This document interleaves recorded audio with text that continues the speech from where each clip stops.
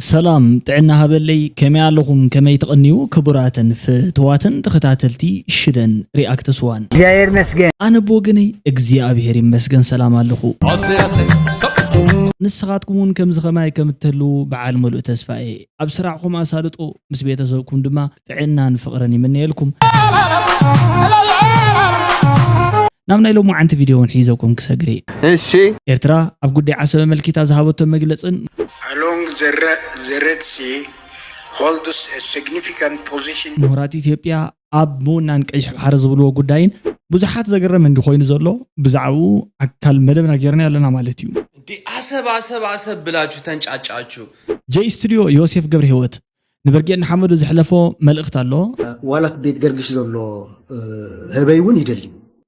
ቤት ገርግሽ ቶማስ ንብሎ ነይሩ ሓደ ስደተኛታት ኤርትራውያን ተቐመጥ አዲስ ይርሽኑ ኣለው ዝበሃል ከ ሓቂ ድዩ እዞም ሕጂ በተመልከተለ ኣብ ማእከል ኢትዮጵያ ተረሽኖም ዘሎ ኤርትራውያን ፍትሕ ክረኽቡ መዓዘን ከመይን ምሳና እንድሕር ኮይንኩም ብዛዕባ እዚ ክንቐርብ ኢና ብሮ ኣነ ትግራይ ትስዕር ኣይበልኩን ኣይወፃንንን ውፉይ ብዶክተር ደብረጽዮን ሓዚነ ዝበሎ ጉዳይ አርበጅና ኢሳያስ እንደተጻወሩ ምሳና ዝግበር ስእሊ ከመይገር ይሰምዶ ናይ ክትት ኣዋጅ ኣብ ኤርትራን ዝምልከቱን ሎማዓንቲ ክንዛረበሉ ኢና ማለት እዩ ትሕቲ 60 ዓመት ዝዕድሚኦም ንዳግማይ ወተሃደራዊ ስልጠና ክምዝገቡን ክስለፉን መምርሒ ከም ዘመሓላለፈ ገሊጹ ምዕፃዊ ኤምባሲ ኤርትራ ኣብ ኢትዮጵያን ኤምባሲ ናይ ኤርትራ ኣብ አዲስ አበባ ተዓጽዩ ከምኡ ከዓ ሰርሑ ኣቋሪጹ ምርኻብ ክልተ ስነ-ጥበባውያን ፖርጫጭን አብርሃም ገብረ መድህንን ዝብሉን ኣብ ናይ ሎማዓንቲ ቪድዮታት ኣለውና ማለት እዩ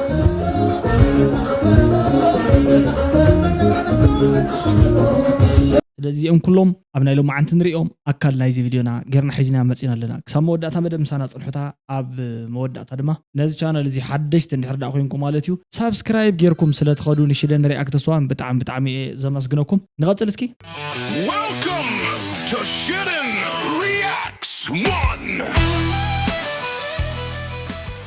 አብሪሽ ኤንድ ኮርጫጭ ቱ ሌጀንድስ እሺ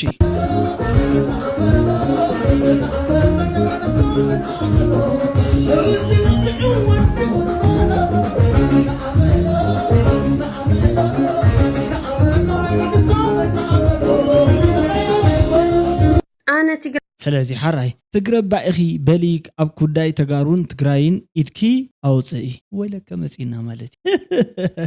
ትግረ ዲኻ በቃ ኢድካ በልካ ኣብዚ ጉዳይ ዘውፃዮ ከምኡ ክትብሎ ማለት እዩ ዓፋር ዲኻ እወ በልበቃ ጉዳይ ካብዚ ጉዳይ ካውፅእ ንስኻ ካብ ጉዳይ ተዚወፂኻ ንሱ ኣይወፅን ኔቨር ኤቨር ማለት እዩ ንስኻ እንድሕር ዳኣ ትወፅእ ኮይንካ ኣብ ጉዳዩ ጥራሕ እዩ ንሱ እውን ካብቲ ናትካ ጉዳይ ዝወፅእ ማለት እዩ ስለዚ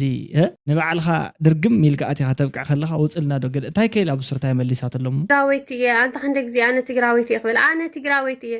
ግን እቲ ሙዚቃኦም ብጣዕሚ ደስ ዝብለኒ ከፅለኒ ዝብል ክነግረኩም ኣይከ ወላሂ ላዕድን ቀሰም ኢላ ኣይ ላቭ ትግራይ ዓፋር ሳሆ ኤርትራ ብሙላእ እንታይ ገይሮምኒ እንታይ የውዒሎ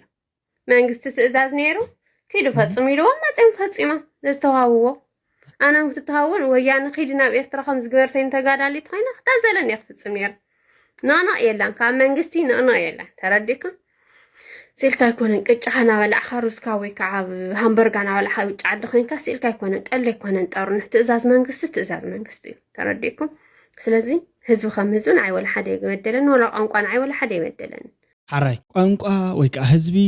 ከም ህዝቢ ዝበደለን ነገር የለን ስለዚ ኣነ እንድሕር ዳኣ ተዝላኣኽ ነይረ ኣነ ምኸድኩ ነይረ ዝብል ሓሳብ እዩ ዘለዋ ማለት እዩ ነቲ ዘረባ ንኽጥዕም ሓቃ ተዛሪባ ኣላ ምክንያቱ እንድሕር ዳኣ ሓደ መንግስቲ ትውነን ትእወድን ትእዘዝን እንድሕር ዳኣ ኮይንካሲ ኪድ ከምዚ ግበር ተይልካ ኣይገብርን ትብለሉ ምክንያት ዋላ ሓንቲ የለን እዚ ማለት ኩላና ንፈልጦ ነገር ስለ ዝኾነ ማለት እዩ ሓሲና እውን ንዛረበሉና እቲ ጉዳይ እዚ ኪድ ግበር ትበሃል ዘለካ ትገብረሉ ምክንያት ከዓ ተማእዛዛይ ስለ ዝኾንካ ማለት እዩ እሱ እንተዘይ ኮይኑ ብግዴታ ይኹን ብፍትወት ማለት እዩ ከምኡ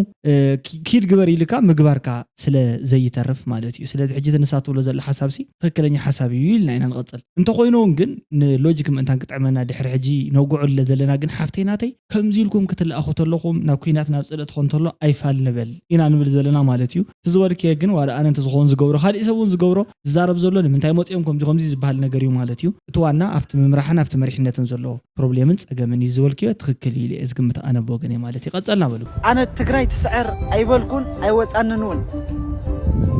كميل أما أنا تقرأت سعر كبل أنا إتراوي أبرو حما أتمنى لهم أيكون كنت ألي يومون أيكون كن أيناي تقراوي مو إيترا تسعر مسبلة أنا تقراي تسعر كبل نسخم إيترا نحواتي يكونكم تحقوس لي تقاربون بوشتم بافا مقاتا زي بولو بوشتم كنا عقونن كتصرفونن مخانم سلازفلت أنا تقراي تسعر أي بذني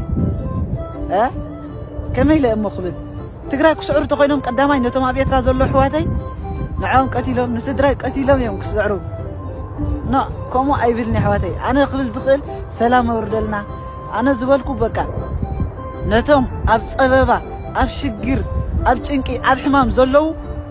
تقاري يغنو ولا قلا يغنو يتراو يغنو ولا زخنا يغنسي فطرك زاير أملاق زخنا سلام وردلي زبالكو كاب سلام زعبس لزيلا كاب فقري زعبس لزيلا كلها ناسي فقر النبال نسلام نزمر يزبالكم برو ولا حانتي بالكم برو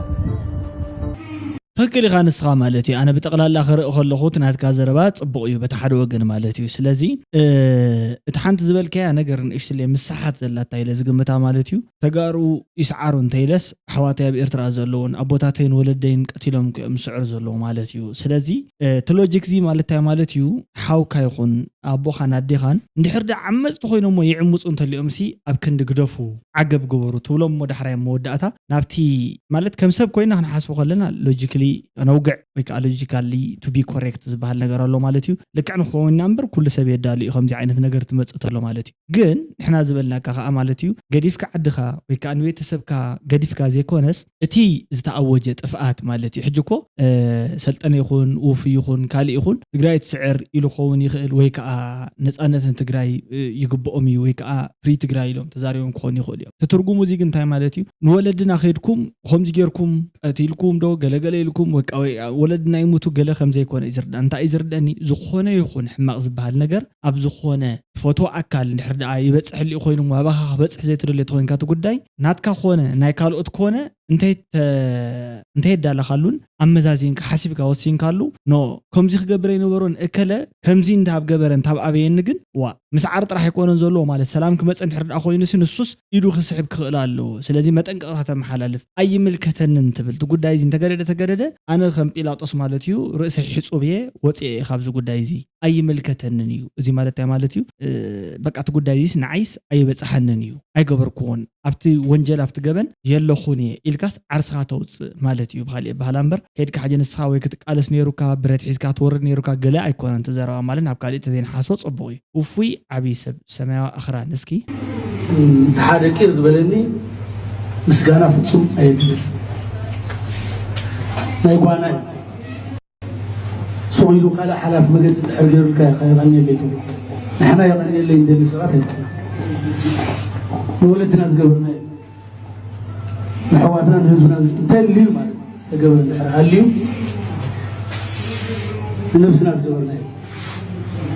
نوعلنا الناس زقبرنا نيرو تعرف معرابنا زلنا من السعادة عم يغني لنا بلومنا منم سلازينا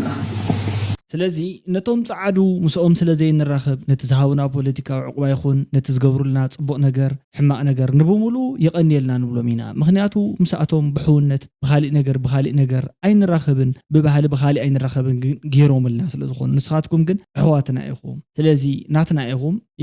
يقني لنا زبها النجر يكون نجرنا إذا بلنا زلوا مالتي حجي إذا كم من تأخذ صبيه كف حدا عبي سب اللي بخاب زلوا سب كم يخاطب الوقت عجرا خوينا جنزبك يقول ولدنا مالتيو زي مالت وداسي كنتم أنتن كي يخونهم يفرح سلازنورو مالتي ولدنا خا ببحلهم عبيتي سلازنورو كم زي عينة قدات وأي زارو لهم نيرهم نحنا جن أفوتينا مالتيو تجرد زجبر الكيا جبرلو تذي جبر كارلو خا مالتي نجرلو سلازخونه تقداي وغير كلنا نير كايل كافلوت أو مهاب نوعلو نعو كم سامس قلنا راح تكون هس قدم حجي زجور نجر بقت قالون هال السبات من أنتن كجبره زجبر سلازخونه زي مالتي عندنا أمنت وفي علو وفي بقت قالنت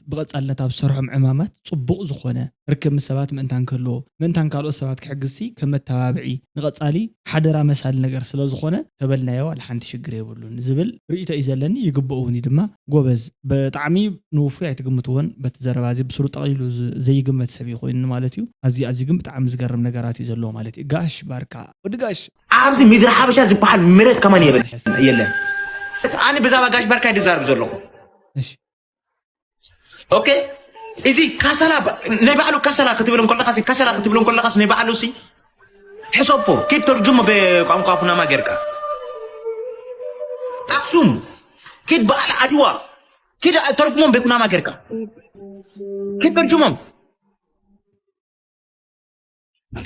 انتي دو تفولتو سوقكم ما تزاربوا عارفكم كيف سوقكم ما تزاربوا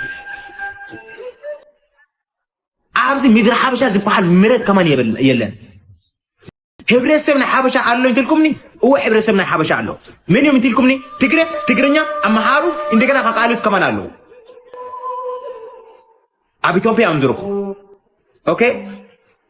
አብቲ መረት ኩሉ ዝነብር ሰብ ሓበሻ ኮይኑ ዝሰማዕኩም ገረ ዝሰማዕኩም ኖ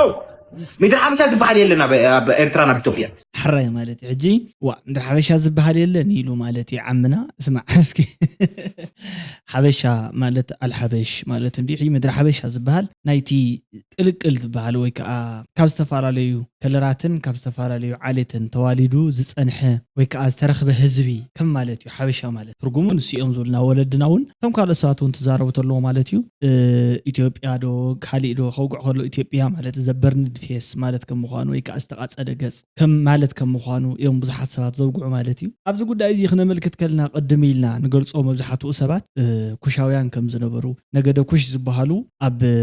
ሰባውያን ይኹን ቅድሚኦም ዝነበሩ ስልጣነ ኣምጻእቲ ናይ ኣኽሱማውያን ከም ዝነበሩ ኩሻውያን ከም ዝነበሩ ኦብቪየስሊ ተሓውና ዝተዛረበ ትክክል ማለት እዩ ድሕራይ ከዓ ናይ ደቡብ ዓረብ ነጋዶ ምስኣቶም ምውሳብ እንዳጀመሩ ኣብ ዝተፈላለዩ ከበሳታት ትግራይን ኤርትራን ዘሎ ቦታታት ሎሞ ማለት እዩ መንባር ከም ዝጀመሩ ብኦቢሉ ምስተመኡ ፀንሑ ህዝብታት ተሓናፊጾም ክነብሩ ከም ዝጀመሩን ሓበሻ ዝበሃል ሽሙ እውን እንዳወፀ ኸይዱ ድሕራይ ከዓ እናተስፋሕፍሐ ናብ ካልኦት ቦታታት ከም ዝተባፅሐ ይዘረብ እዩ ማለት እዩ ስለዚ ሓውና ዝዛረቦ ዘሎ ከምዚ ኩናማ ወይ ከዓ ተዛረብቲ ቋንቋን ኢሎ ሳራ ዝኾኑ ካልኦቶም ከም በዓል ናራ ገለገለ ዝኣመሰሉ ሰባት እሲ ከምዚ ምሳና ኣብቲ ታሪክ ዘየለዎ መሲሉ ዝስምዖም ወይ ከዓ ብቁፅሪ ኣናእሽቱ ኮይኖም ስለ ዝርከቡ ወይ ከዓ ኣብዚ ሕጂ ሰዓት ማለት እዩ እቲ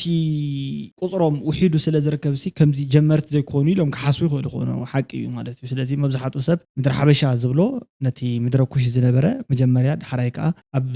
ብምውላድ ዝተፈጠረ ነገር ምዃኑ እንዳስመርናሉ ተንኸድ ፅቡቅ ንታሪክ ምእንታን ሕሱስ ከይብለና ንሓዋሩ ማለት እዩ እሺ መንእሰይ ብዘሻቅል ኣገባብ ማለት እዩ ኣብ ኣዲስ ኣበባ ዘጋጥም ዘሎ ኩነታት ተም ኣሕዋትና ድሕሪ ብዙሕ ስቃይ ኣዲስ ኣበባ ምስኣተው ይግፈፉን ኣብ ኣዝዩ ኣሰካፊ እስር ቤት ይጓሓፉን ካብኡ ሓሊፉ ብዙሕ ገንዘብ ይሕተቱን ንኤርትራውን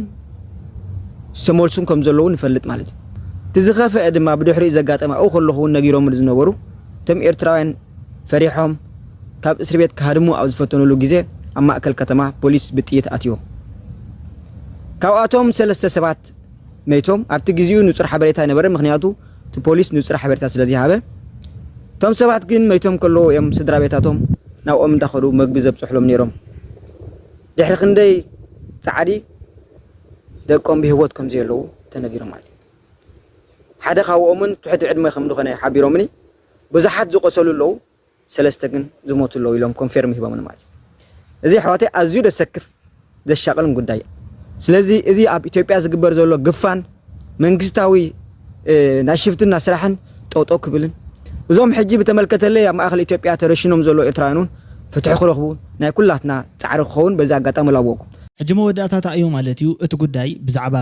ነፃነት ኤርትራውያን ኣብ ዝተሰደድሉ ቦታታትን ብፍላይ ካብ ኢትዮጵያ ብዝምልከት እዩ ትዘረባ ተላዒሉ ዘሎ ማለት እዩ ሕጂ ካብ ቤት ማእሰርቲ ምሉጥ ሰብ እንትጎይ እንተሎ ፖሊስ ዝተፈላለዩ ስጉምታት ይወስድ እዩ ማለት እዩ እንታይ ዝመስሎ ከዓ ፖሊስ ክሳብ ኣፃሪዩ ዝረኽቦ ብሂወት ሒዝዎ ፅቡቅ ጠጠውበል ኢልዎ እንተሒዝዎ ኢልካ ወይ ንላዕሊ እንተኢልዎ ኢሉ ላዕሊ ክገብር ዘሎ ክጎይ ክሃድም የብሉን ምክንያቱ ፖሊስ ማለት ሓደ ሕጋዊ ኣካል ማለት እዩ ድሕሪ ሕጋዊ ኣካል ውሽጢ ኣቲኻ ድማ ንክልቲኡ ማለት እዩ ሓደ ሰባት ካልኦት ሰባት ኣባኻ ሓደጋ ከየውድቁልካ ማለት እዩ ጽላሊ ዝኾነካ ካልእ ድማ ንስኻውን ኣብ ካልኦት ሰባት ሓደጋ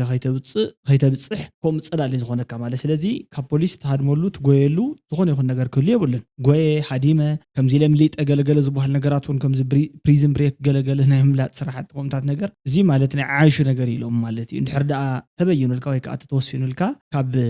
ፍርዲ ቤት ወረቐት ኣለካ ነፃ የልካ ትወፅእ ይከኣል እዩ ማለት እዩ ጎዮም ክሃድሙ እንተሎ እንድሕር ደኣ ተወቂዖም ወይ ከዓ ተታሪሞም እዚ ናይ ሕጊ ክፍተት ዘይምፍላጥ ወይ ከዓ ናይ ሕጊ ነገራት ዘይምፍላጥ ካብ ዝብገስ እዩ መስለኒ ከምኡ ዓይነት ከጋጥም ይኽእል እዩ ተኻሊእ ግን ዝበሃል ዘሎ ማለት እዩ ድምፂ ምዃን ኣዝዩ ፅቡቅ እዩ እንታይ ማለት እዩ ኣብዚ ኸድካ ክሳብ ትሕጂ ዘሎ ኩነታት ማለት እዩ ሕጂ ዘሎ ኩነታት ኣብ ኤርትራ ዝተለወጠ ነገር ሓድሽ ነገር ስለዚ የለ ዲሞክራሲያዊ መንግስቲ መጽኡ ነቲ ህዝቢ እዕሲሉ ወይ ከዓ ነቲ መንእሰይ እውን ናብ ዝነበሮ ናብ ንብሩ መሊሱ ከሰርሕ ስለዘይከኣለ እንድሕር ዳኣ ብስደት መልክዕ ዩኤን ማለት እዩ ከም ዓለም ለኸ ሕገ ውፅኡ ክቕበላ እንድሕር ገይርወና ዓድታት ኢትዮጵያ እውን ሓንቲ ካብተን ናይ ዩኤን ኣባላት ስለዝኾነት ሕጊ ከዓ ይቕይዳ ስለዝኾነ ማለት እዩ ተቐቢላ ብኣግባቡ ከተስተኣናግድን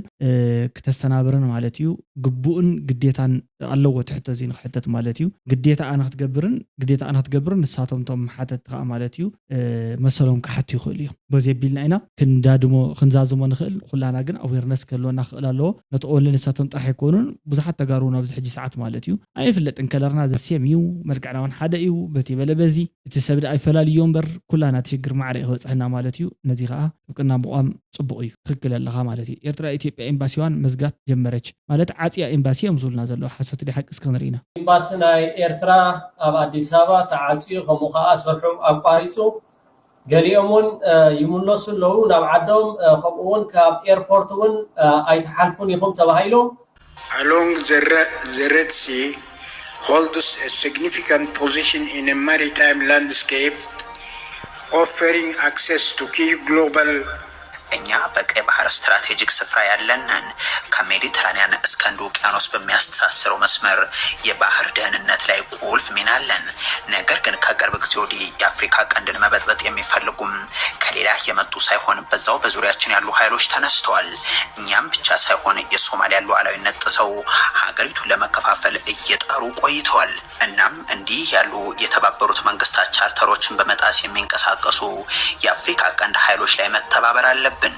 حراي ስለዚህ ኣብቲ ጉዳይ እዚ ማለት እዩ ኢትዮጵያ ብሔራዊ ጥቅሞቿን ለማረጋገጥ የሚያስችሉ ስራዎች እውን እንዲሆኑ ምሁራን ሚናቸውን ሊወጡ ይገባል። ከ120 ሚሊዮን በላይ ህዝብ ላላት ኢትዮጵያ ማለት የኢትዮጵያን የባህር በር ጥያቄ የአፍሪካ ህብረትና ቀጠናዊ ድርጅቶች ሊያግዙ ይገባል ይዝብል ማለት ዜና ኢትዮጵያ ብሮድካስቲንግ ኮርፖሬሽን ይቆም ዜም ሓላልፉ ዘሎ ማለት ስለዚህ ባህሪ ይግባእ ህዝብ ዘሎ በሓፂሩ ኢትዮጵያስ ባህሪ ይግባእ እዩ 120 ህዝቢ ዘለዋ ሚሊዮን ህዝቢ ዘለዋ ዓድያ ናይ ባህሪ ተጠቃምነት ይግባእ እዩ ዝብል ካሊ ዓይነት ማለት እዩ ናይ ካልኦት ቃላት ኣይተወግዑን ዘሎ ስለዚህ ብሕጋዊ መንገዲ ምሕታት ይካኣል እዩ ምሕታት ድማ ይካኣል ብሕጋዊ መንገዲ ሓተ ትኽእል ኢኻ መልሲ ናይ ዓለም ኣሎ ሕጊ ናይ ዓለም ኣሎ ኣኮርዲንግ ቱ ሕጊ ማለት እዩ ረብሓኻ እዩ ረብሓ እዩ ማለት እዩ ናይ ዓለም ሕጊ ትፈልጡ ኢኹም መብዛሕትኡ ግዜ ብኦቢሎም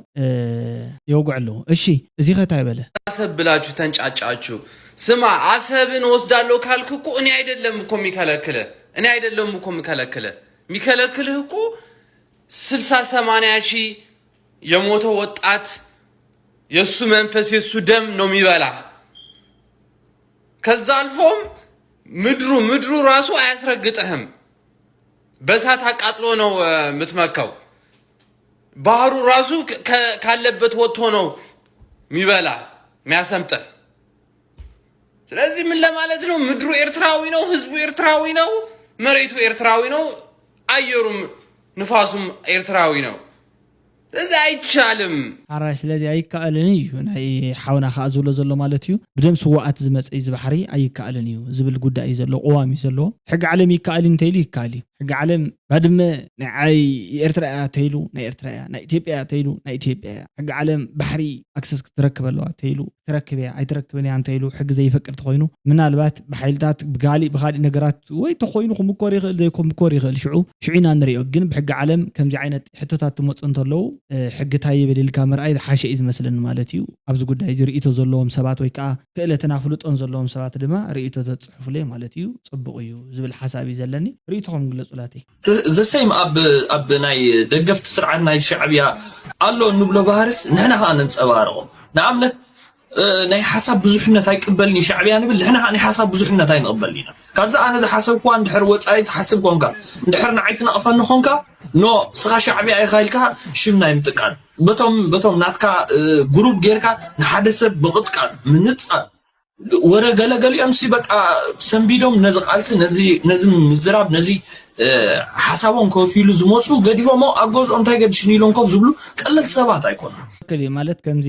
ድምፂ ብዙሓት ድምፅታት ናይ ምትእንጋድ ወይ ከዓ ክትተኣናግድ ምኽኣል ዓርሱ ክኢሉ ማለት እዩ ንሓዋሩ ዲሞክራት ዲኻ ኣይኮንካን ዝብል ኣምር ንኻልኦት ሰባት ፍንጭ ዝህብን ዘብራህርህን ሓሳብ እዩ ዝብል ናይ ዝሓውና ትክክለኛ ምኽሪ እዩ ማለት እዩ ወሲድና ያለና ጎበዝ ኤርትራ ስርዓተ ለውጢ ዝደልያ የመን እዮም ተራኢልና ዋላት ቤት ገርግሽ ዘሎ ህበይ እውን ይደሊ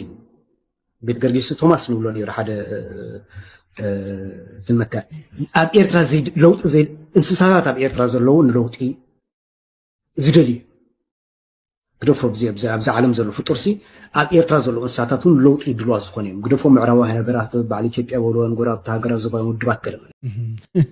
ኣብዚ ሓያል ምግናን እዩ ማለት ዋላ እንስሳት ተይተረፈ ለውጥ ይደልዮም ይብለናል ዝብእስ ለውጥ ይደልዩ ማለት ምናልባት አሞራ ይለውጥ ክደል ዝኽእል ኣብዚ እምበር ናይ እንስሳት ኳ ግደፍ ኣይትሕስወና አሞራ ግን ይደሊ ይኸውን ምክንያቱ ሃይዲ ዝበልዕ አሞራ ቢናት እንትመጽ እንተሎ በቃ ምግቡ ይዳሉ ስለዚ ናይ ኤርትራ መንግስቲ ቅድም ኢሉ ንዝነበረ ታይዝ ባልከ ካይዱ ማለት እዩ ናብቲ ዘዝነበርዎ ክፍላተ ሰራዊት ጻውዒት ገይሩ ንስልጠና እዮም ዝብሉ ዘሎ ማለት እዩ ካብ ልዕሊ 60 ዝኾነ ዓመት ዘሎ ድማ ማለት እዩ ካብ ተዓዲ ንኸይወፅእ ከልኪለሎ ካብ 50 ንታሕቲ ዕድመ ዘሎ ሰባት ድማ ብምልኦ ማለት እዩ ብዝኾነ ይኹን ዓይነት ማለት እዩ ዝፍቀድ ወይ ከዓ ታይ ዝበሃል ግቡእ ዝኾነ ፍቃድ እንተይረኸቡ ክወፁ ከምዚ የብሎም እዩ ከልኪሉ እዩ ዝብል ዘሎ እቲ ዜና እዚ ቢቢሲ ኒውስ ዝበሃል በአምሓርኛ እዩ ዘቕርቦ ዘሎ ማለት እዩ ኣብ ኤርትራ ንደቂ ተባዕትዮን ደቂ ኣንስትዮን ካብ ሃገር ከይወፁ ዝድርት ተወሳኺ መምርሕታት ብምውፅኡ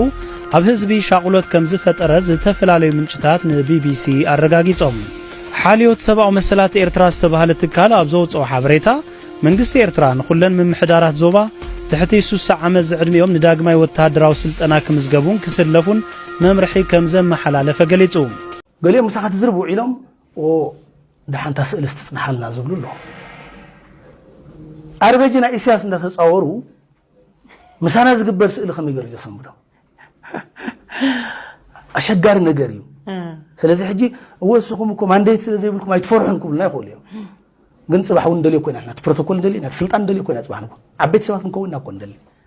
ፕሮፋይል ካ ቢጂና ክንሰርሑ እንደል ጽሉላት አይኮናን ስለዚህ ሕጂ ኮሚታ ትርኢ ካብ ዝኸባቢ አይ ደሓንሱ ሲጽናሕ አይ ናትና ደሓና ይትዛረቡ ጽኑሕ ዝባሃል ኣሎ ዋ من إساس حبيرنا إلى نحلو زلنا كم نحرقه ስለዚህ ታ ጉዳይ ናብ ደብረ ጽዮን የማቢሎ ማንበር ክትከውን ትኽእል ዘይ ክትከውን ትኽእል ናብ ብዙሓት ያ ማለት እዩግዚያው ምሕዳሩን ጠልብያ ካልኦት አካላት መንግስቲ ማለት እዩ ማለት ምሳኹም ክንሰርሒና ኢሎም ተዛሪቦም ጽንሕ ሰባተሲ ንኹሎምስ እትጠልብ ዓይነት ዘረባ ያ ማለት ንደብረ ጽዮን ጥራሕ ጠልብ ዘረባ ወይ ካብ ብዛዕባ ደብረ ጽዮን ጥራሕ መልኪታት ተዘርበት ኣይኮነትን ታ ጉዳይ ሰሚዓ ነይረ ማለት እዩ ግን ዝርቡ ኢሎም ምስቲ ዘሎ ቅርበት ማለት እዩ ኮኔክት እናገርና ያዘልና ማለት ቲ አባሃላ ማለት እዩ ሴንቲሜንታል አናሊሲስ ናይቲ ወርድታት ተጠቆሞሲ ናመን ይኸይድና ኣብነት አርብጂ ተጻዊሮም ገለገለ ክብል ከሎስ ውድብያ ንዑ ተጻዊራ ተቃሊሳሞ ካሊእ ኾውና ይኽእልና ኢልና እምበር ማለት እዩ ኣብ ዝተፈላለዩ ክፋላት ስልጣን ወይ ከዓ ብርክታት ስልጣን ዘሎ ናይ መንግስቲ አካላት ብዛዕባኦም ከም ተዛረበ ፎቶ ጽንሓልና ከም ዝበሉ እዩ ገሊጹ ዘሎ ማለት እዩ ወይ ከዓ ጠቂሱ ዘሎ ብርቱ ሃገራዊ ፍቅርን ተጋደልቲ ዝነበሩ ነይሩ ሕጂ ኣፍ ዓበት ወቂዕናያ ምስ ሓዝናያ ነቲ ዝተወልደ ቆልዓ እንታይ ኢልዎ በንቅሮም ተኽላይ ዳህራይ ጽኒሑ ባጽዕ ክትውቃዕ ኮላ ዝተወልደ ኸ እንታይ ኢልዎም በትኖም ተኽላይ ደቂ ኣምሓራ ክትውቃዕ ኮላ መወዳእታ ዝተወልደ ኸ ደምስሶም ተኽላይ ኢልዎ ሸኾንካ ዳ ቤንጃ ዓርከይ ኣታውድ ገብረ ዓርከይ ኣብ ርእስና እምበር ዓንዲሮም መን እዮም ሶም ንሶም ሞገፀይና ሃቦም ንመን ነቶም ሰላም መጥፊኦም ዝፈጥሩ ህውከት ነቶም ማዕድ ሃውቲቶም ዘስኡኑ በረከት ነቶም ርእሲ ዘይብሎም ዝኣምኑ ብጦርነት ነቶም ቢሮ ሒዞም ዘይጽሕፉ ወረቐት ነቶም ተወተኽቲ ከም ፈትሊ ነቶም ፀሓይ ዘይኽእሉ ከም ሓምሊ ነቶም ዘይገብሩ ዓቕሊ ነቶም ዘይፀወሩ ቁስሊ ነቶም ዘይብሎም መጽለሊ ኣታ ገፀይና ሃቦም ነቶም ሰብ ቀቲሎም ዝውዑ ኸወሮ ነቶም ዘይሓሱ ዘይብሎም ኣእምሮ ነቶም ናይ ሰብ ዝጥሙቱ ናይ ባዕሎም ኣቐሚጦም ነቶም ነሰብ ዘይሓውሱ ኸበርታ ቀንጢጦም አራይ ነዚኦምስ ገጽ አይነ ሃቦ ሚ ማለት እዩ ቃላት ፈትየ ዘለኹ ማለት እዩ ተቀነውን ተረዲናል ካለና ገጣማይ ጎበዝ ቀጽል ድምጽ ምዃን ጽቡቕ እዩ አይሎ ማዕንቲ ቪድዮ ነዚ ዝመስል ሳብ መወዳእታ መደብ ተኸታተልኩም ኣብ መወዳእታ ድማ ማለት እዩ ምስ ሽደን ሪአክት ስዋኒኹም ጸኒሕኩም ይቀነለይ ክብረት ይሃበለይ ርኢቶታትኩም ጽሓፉ ሉአም ቅነ ጉድ ላይት ደሕና ሕድርታ ሓዋተይ ማለት እዩ